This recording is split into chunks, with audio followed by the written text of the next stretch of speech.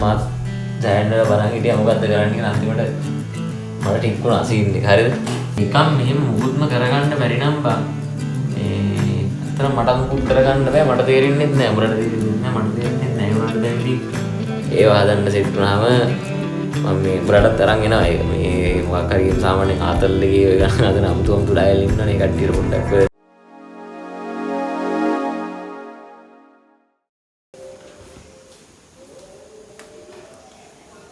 Right. අද මේ වැඩි කතා කරන්නවම යන්නේ නැහැ. පොඩි ආතල් ගානක් සෙට් වුණා මේ මාත් දැනට බලන් හිටියා මොකද්ද කරන්න කියලා අන්තිමට මට ටික් වුණා සීන් එක. හරිද? මේකේ මහ දෙයක් නැහැ. මම වැඩි විස්තර කියන්නේ දැන් හැමදාම IQ අනම්මනම් IQ වගේ ඔය ටයිප් වල පොඩි ට්‍රිකි ගණන් තියෙනවානේ. ඒව හදන්න සෙට් වුණාම මම මේ උඹලටත් අරන් එනවා. ඒක මේ මොකක් හරි සාමාන්‍ය ආතල් එකේ ඔය ගණන් හදන අමුතුම ඩයල් ඉන්නනේ කට්ටියට පොඩ්ඩක් ඔය මේ සපෝට් එකක් විදියටයි මොලේ තින්කින් පැටර්න් එක. එතකොට ඒ IQ level එක පොඩ්ඩක් අර ප්‍රැක්ටිස් වෙන්නයි ඒවටත් එක්ක තමයි මේ වැඩේම කරන්නේ. මේක මුකුත් කරන්න නැහැ. මේ ABCD ශ්‍රීකෝණාශ්‍රේ වර්ගඵලය හොයන්න තියෙනවා. හරිද? මේකේ වර්ගඵලය හොයන්න තියෙනවා කියලා කියන්නේ දැන් මම මේ චාපේ නම් මෙහි ලකුණු කරේ නැහැ. අපිට අවශ්‍ය මෙන්න මේක දැන් AD පාදය CB පාදයට සමානයි. ශ්‍රීකෝණාශ්‍රයක් කියන එක තේරෙනවනේ. එතකොට මෙතෙන් ලකුණක් දාමු බා. නැත්නම් කේස්නේ. F හරි දාමුකෝ. DF සමානයි FC. මෙන්න මේ ලක්ෂයට තියෙන දුර මෙතන ලක්ෂය ඉඳන් මේ කොනට තියෙන දුරටත් සමානයි. මම මේක ටිකක් වේගෙන් කිව්වේ. මේ මොකද මේක අර බං හදන්න තියෙන්නේ සිරාවටම යම් කිසි අර ගණන් හදලා පොඩ්ඩක් අර ප්‍රැක්ටිස් එකක් තියෙන හිතන්න පුළුවන් ඩයල් වලට තමයි මේක නේ. එහෙනම් පොඩ්ඩක් ස්පීඩ් මම කතා කරේ. මේ try එකක් දියල්ලා වීඩියෝ පෝස්ට් කරලා මමත් මේක ගරක් කරගෙන දඟලලා මට සීන් එක ටික් වුණා. මේ බලලා සෙට් එක කියලා මම හිතනවා සෙට් එකෙක් නෙවෙයි ගොඩක් අයට සෙට් වෙයි. බැරි එකෙක් හරි ඉන්නවා නම් ඌ අන්තිමට වීඩියෝ එක බලලා වැඩි තේරුම් ගන්න තියෙන්නේ. හරිද? මේ පොඩි ආතල් ලඩම් මේක. හදාල්ලා වෙන.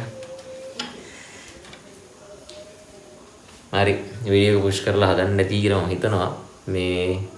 මේකේ සීන් එක මෙහෙමයි වා. දැන් මේක දැක්කට පස්සේ සිරාවටම දැන් මේක නිකන් දැක්කම කොයිල් වගේ මට නම් එහෙමයි. මේක මේ දැන් නිකන් මෙහෙම මුකුත්ම කරගන්න බැරි නම් බං මේ අතන මට මුකුත් කරගන්න බෑ. මට තේරෙන්නේ නැහැ. උඹට තේරෙන්නේ නැහැ. මට තේරෙන්නේ නැහැ. ඒ වුණාට දැන් ඉතින් මේක මෙහෙම මුකුත් නොකර බෑනේ. ඒ හින්දා ඉස්සල්ලාම වෘතයක් නිර්මාණය කරගමු. වෘතේ නිකන් පිටරේ වගේ බං ඒක ඉච්චර හිතන්න බෑ. මට අර අනිත් සරල වගේ සුපිරියට ගහන්න බෑ වෘතේ. මේ පොඩ අවුල්. ඉතින් මේ සම්පූර්ණ වෘතයක් සම්පූර්ණ කරගමු. දැන් මේ අඳගත් එක බං දැන් මේකෙන් මට දෙයක් තේරුණා. ඉතින් දැන් මට තේරුණා නැති නේ බං. දැන් මම අඳගන්නේ උඹලත් මොනවා හරි අඳගත්තාම ඒක උඹලට තේරුණා. ඒක උඹලට. හරිද? දැන් සම්පූර්ණ වෘතයක් අඳගන්න. අඳගෙන ඊට පස්සේ දැන් ආයෙ මොකද්ද මේ කරන්න පුළුවන් කියලා බලනවා. මේකේ මම මෙන්න මේ දිගවල වලට සිම්පල් A සිම්පල් A මේක සිම්පල් A මේක සිම්පල් A හොම දාගන්නවා. මට හිතෙනවා මේ ත්‍රිකෝණාශ්‍රේ වර්ගඵලය හොයන්න නම් මේ A හොයාගත්තා නම් හරි. එක එකක් හොයාගත්තා නම් වැඩි හරි. ආයින් වර්ගඵලය නැති වෙන්න හොයන්න ඕන. හරිද? එක එකක් හොයන්න යන්න ඕන බාර. මම හිතනවා බං මෙහෙම වැඩක්. මම මෙතන ඉඳන් මෙන්න මේ චාප මෙන්න මේ මුල්ලට B මුල්ලට නිර්මාණයක් ගහ ගන්නවා. හරිද? ඊට පස්සේ ඒක ගහගත්තත් එක්කම දැන් මෙතන කොහොමද මේ ටික හරිනේ. මේවා සමානයි හරි. මෙන්න මේක 90යි. එතකොට මෙන්න මේ කෝණය අංශක 45යි. හරිද? මෙන්න මේ කෝණය අංශක 45යි. මේ රූපේ පොඩි එක කේස් එක. මෙන්න මේ කෝණයත් අංශක 45යි. හරිද? එතකොට මෙන්න මේ කෝණය කිව්ද? අංශක 135යි. හරිද? ඇයි මේවා ඉතින් මම පැහැදිලි කරන්නේ නැහැ බං. මේ මම කියන්නේ මේක සාමාන්‍ය සීන් එකකින් එකට තමයි මේක මම කරන්නේ. හරිද? මේක 135යි. හරි? ඒ වැඩේ හරි. ඊට පස්සේ බලන්න.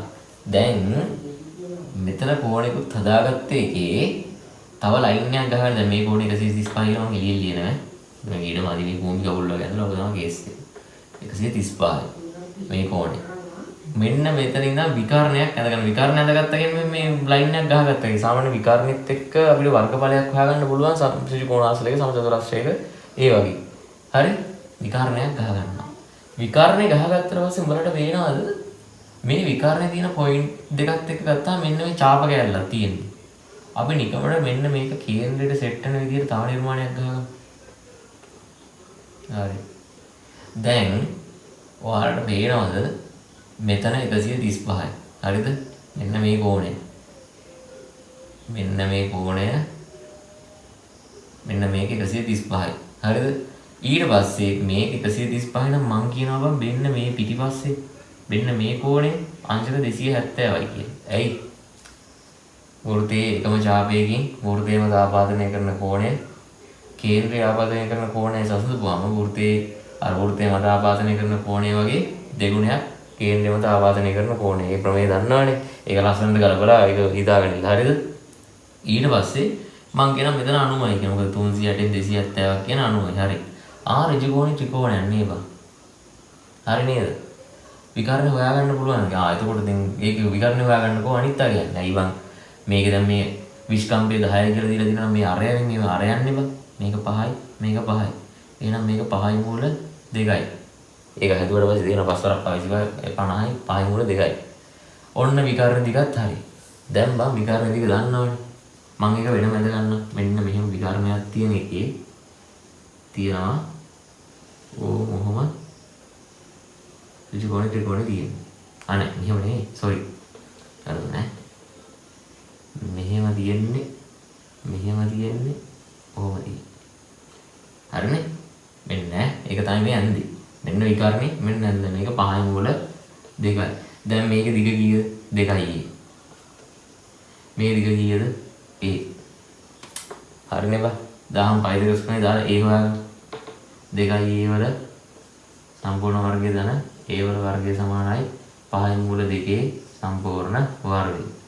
ඊය 4යි වර්ග 5යි වර්ග සමානයි මෙතන එන්න ඕන 25 සරත්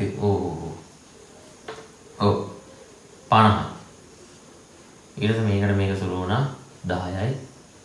a වර්ග සමානයි 10යි කියලා එනවා. a සමානයි ධනකෝණින 10 වෙනවා. දිගක් වෙන්න බැරි හින්දා අපි ධනකෝණින මූල 10 වලින් අපි ධනාගය විතරක් සලකනවා. මේක තමයි ඒ වල ආගේ. මම මේක ස්පීඩ් හැදුවේ මේක වැඩි මේ වැල් වලට අරන් මම පැහැදිලි කරන්න යන්නේ නැහැ. මේක හදන එකට තේරෙනවා. හරි. ඊට පස්සේ දැන් ඒ දන්නවා කියන්නේ ත්‍රිකෝණාශ්‍රය මෙන්න මෙහෙම වෙනම ඇඳුත් බං. මේක වෙනම ඇඳුත් a 2යි a ඔහොම තියෙන්නේ. නේද? a දන්නවා. එහෙනම් ඉතින් 2යි a වරක් a කියන්නේ මොකද්ද? මේකේ වර්ගඵලය නේද? 2යි a වර්ගනේ. ඉතින් ආදේශ ගහන්නේ 2 මූල 10යි සම්පූර්ණ වර්ගය. එතකොට 20යි වර්ග මීටර. වර්ගඵලය ආවනේ. කොහොමද හොයන්න තියෙන්නේ? වෙන විදියක් දැක්කොත් තියා මම නම් වෙන විදියක් දැක්කේ නෑ. මේක දැක්කෙත් එන අමාරු. මේ අනිත් ඒවාට අමාරු නැති උන් ඇති. මම ලෝඩ් නෙමෙයි. මම මේක දැක්කට පස්සේ මට හිතුණා මේක මාර ආතල් කියලා. හරි.